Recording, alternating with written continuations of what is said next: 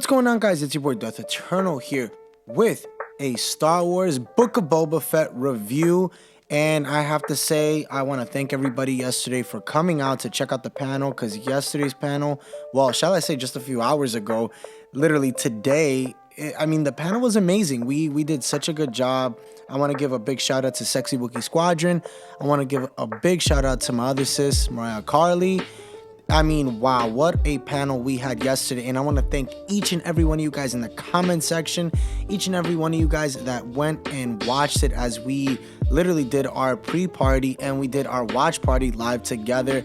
Thank you guys for tuning in for that. And again, many blessings to you guys. You guys are the real MVPs. But anyway, guys, without further ado, we're going to get the show started. We're going to talk about everything that we noticed with Chapter 1, Stranger in a Strange Land, with the Book of Boba. So let's start the show. So, it has been written by Jon Favreau and directed by Robert Rodriguez. And today I'm going to be giving you my honest thoughts on this first episode.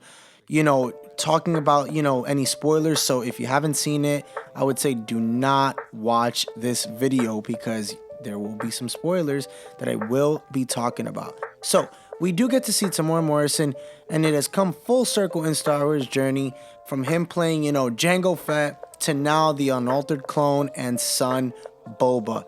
Now, we had previously seen him, in The Mandalorian. We seeing him as Boba, reprising that role from the OT, obviously, was really, really awesome. And when we actually saw him, which was in Chapter 9 of The Mandalorian, when he was reintroduced, the hype was real. The fighting was amazing. I have to say that was a really good episode. One of my favorites, honestly, of all time for The Mandalorian as of now, because obviously we only have 2 seasons. So I have to say I enjoyed it a lot. And Rodriguez and the team definitely captured the feel and essence of Tatooine with this episode. I have to say they did a really good job. They really, really killed it. Again, to bring back a character that is from the OTs, to bring it now and make it wholesome, I think is really good. And I want to get your thoughts on the OT fans, the original trilogy fans. I want to get your thoughts on how excited you were, and if the first episode lived up to the hype. And I will give you my honest full review at the end, what number I rated out of 1 through 5. So the first thing, like I said, I want to address is that we got to get Boba Fett, back in his armor. We got to see the Boba that we haven't seen in so long, right? Cool. So let's talk about the first thing, when the episode opened. It was so cool, I have to say, to see, him in the back of the tank and seeing all the flashbacks from the prequels, shall I say, with Daniel Logan as a kid. That was really, really, looking at his father's, helmet, obviously, when his head got cut off. That was, by Mace Windu. So I have to say this, let's not miss out on the fact that we got to see that, and what if that could mean that we possibly get a Mace. I know I'm going to drive everybody crazy now with this, but comment down below if you think that Mace will probably come back, because that was a pretty good image to see, or shall I say scene, because again, we know how much he was very angry at Mace Windu in the Clone Wars. In one of the series we've seen it. Again, you guys have to go watch it. It's really, really good. But I wonder what we're gonna get out of that. But that was a cool scene to get as well. And also, one of the other things that I noticed is that we get to see them on Kamino. That was dope. To see Kamino again was really, really awesome. Again, I am super, super excited how they did that. Now let's talk about the Sarlacc Pit. Yes, we get to see him in the Sarlacc Pit.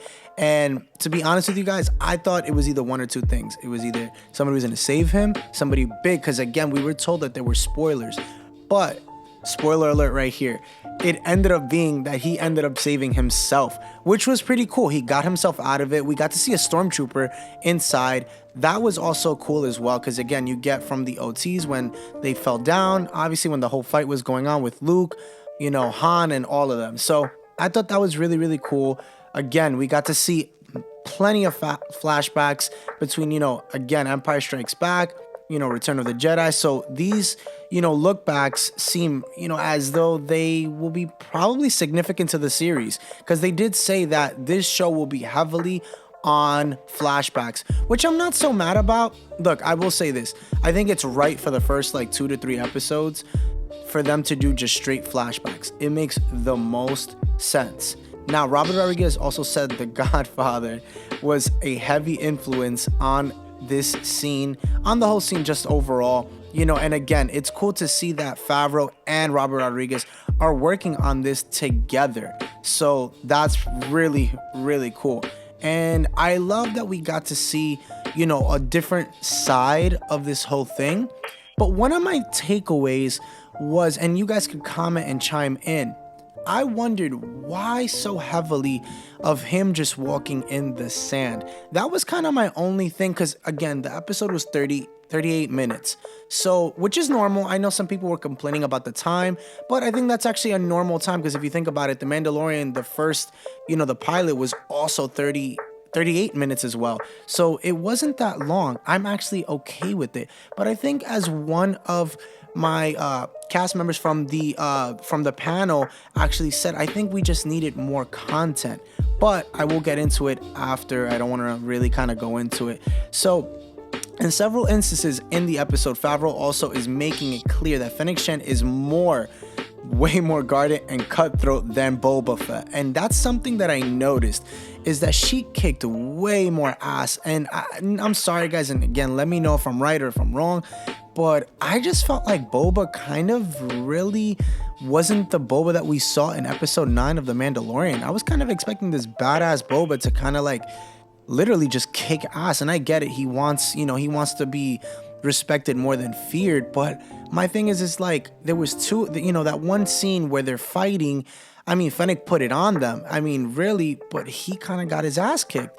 And again, comment down below, what did you think? Because honestly, that just didn't make me really enjoy Boba all the more. And I just wonder, is he going to need more help going down along the line? Because that was one of the big things I noticed as well. And I'm noticing that she's definitely more inclined to opt to kill than he is, and is way less trusting, in anyone else. Obviously, we know that she is the person to trust. Everybody else is kind of like, do we really trust them? Because that was one of the things that we got as well. But we're seeing the relationship, is continuously, reeling her in to help her, in a sense of the two of them really, really help each other. But I did notice this as well. This was really, really, really nice. Again, with the fight scene, I thought was with all this parkour. It was cool to see that. I think it was kind of like, this like old school kind of vibe. And it kind of gave me like Power Rangers vibes too. I'm not going to lie to you a little bit. But it was different. It was something interesting. And again, we haven't seen something like that, I guess, in a while. So I thought seeing also Tatooine was really, really nice. The way they kind of zoomed out on it. You got to see that whole kind of like, that scenery, that cinematic scenery was really, really beautiful. I have to say, it was nice. It was really, really nice, and I truly enjoyed it. And again, comment down below. Did you enjoy when you saw it? Now, one of the things, I guess my question is that guy that came in for the mayor, he kind of just came in and was, giving his thoughts, and, saying, hey, we'll basically be back. And I was just like, I wonder what this is going to do, because he kind of annoyed me a little bit. But I wonder what this means going forward, because they didn't kill him, because even Fennec was like, should we kill him? And he was like, no, let him go. So I wonder what he's going to bring to the table for this series. Now, let's talk about also the flashbacks. Let's go back to that. So we noticed that with the flashbacks, we see the Tuscan Raiders, right? We saw how they treated him when they picked him up. Well, the Jawas first off took his armor. Let's talk about that. They ended up taking his armor, which is why we see his armor in The Mandalorian. So that makes sense now why his armor went missing. And then he gets it back, right? Cool. So then we see the Tuscan Raiders basically take him in, and they literally just destroyed him, gave him a new one. And then as we do see him walking in the desert, they end up doing this like little mission of looking for water that looks like little pumpkin balls filled with water. Okay, then we see this big creature come out who is like super jacked, and I'm just like, okay, wow, that is one jacked creature. We don't know who it is just yet. We'll learn as time goes, but man, is that creature jacked. And I will say that seeing that happen when he went on that creature's body and literally like ripped the head off, I definitely believe, or shall I say killed it, I definitely believe he won the respect. As you see, they gave him water when they got back. I think that, you know, he made some friends. And I think going forward, that's what that kind of like, I think that's what the sign was. And that's what we were told, is that he made allies, he has friends. And going forward, it's going to play a big part with the Tuscan Raiders. So that's a good thing to see. And that was one of the things that I did notice as well. So that was really, really well written. And I'm excited for that. Now, also as well, the Bacta tank, I think, is going to play a pivotal part. Now, I wonder if it will, because I noticed at the end of the episode, he did need that to go, and maybe he wasn't fully healed 100% possibly, but I wonder if he's going to need that to survive. Is he have some sort of virus, disease that he's going to need that going forward? Now, also, what I noticed, one of my theories is that since we got a young Daniel Logan, could it be possible that we get Daniel Logan in other scenes as like a teenager? Because they did show that as well, right? They did show kind of like those little like things. So I wonder if we will see him come up as time goes.